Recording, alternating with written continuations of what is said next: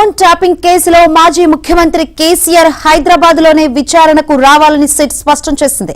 ఈ కేసులో విచారణ హైదరాబాద్ లోనే జరుగుతోందని, కేసు హైదరాబాద్ పరిధిలోదని గుర్తు చేసింది. ఈ నేపథ్యంలో ఆయన్ను ఎర్రవల్లి ఫామ్ హౌస్ లో విచారించడం కుదరదని తేల్చి చెప్పింది.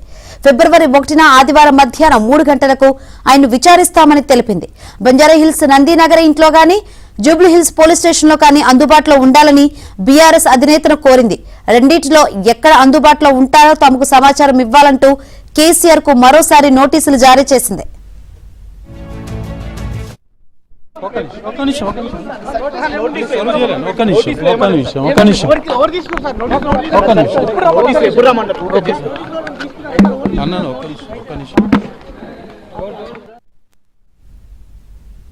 నిన్న రాత్రి 9 గంటలకు సిట్ బృందం నందీనగర్ లోని కేసీఆర్ నివాసానికి వెళ్లి అక్కడి సిబ్బందికి నోటీసులు అందించే ప్రయత్నం చేశారు.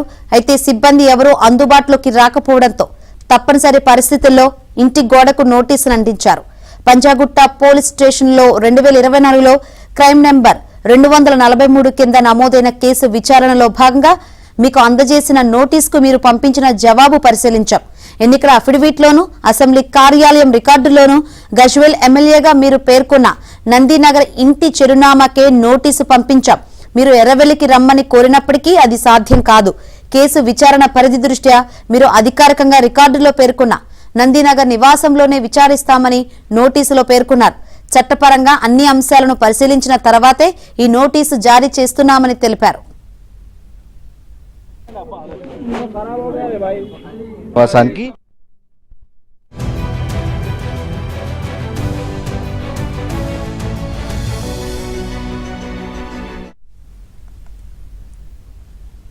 కేసు విచారణలో అనేక ముఖ్యమైన ఎలక్ట్రానిక్ ఆధారాలు, రికార్డులు ఉన్నాయని, ఇందులోని అత్యంత ముఖ్యమైన సమాచారం ఉందని, వీటిని తీసుకుని ఎర్రవెల్లికి రావడం సాధ్యం కాదని చెప్పారు.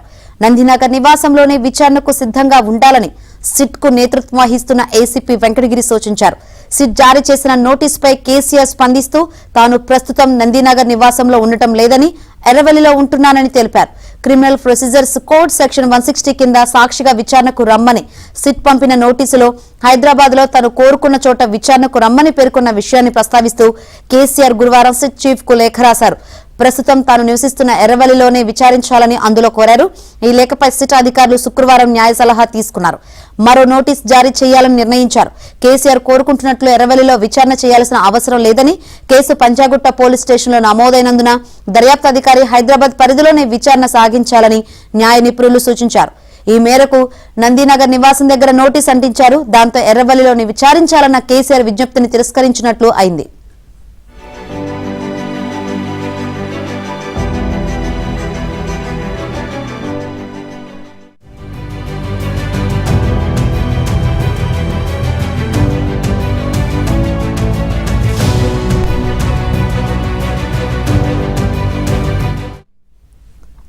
సిట్ తాజా నోటీస్ కు బీఆర్ఎస్ లీగల్ టీంతో చర్చించిన తర్వాత కేసీఆర్ సమాధానం ఇవ్వనున్నారు.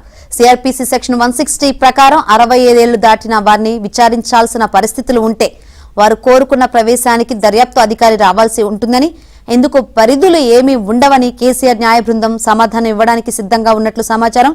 దీనిపై ఏం చేయాలనే విషయమై కేసీఆర్, కేటీఆర్, హరీష్లు ఇప్పటికే ఒక నిర్ణయం తీసుకున్నారని తెలుస్తోంది. ఎర్రవల్లి ఫామ్ హౌస్ లో ముగ్గురు సుదీర్ఘంగా సమావేశమయ్యారు.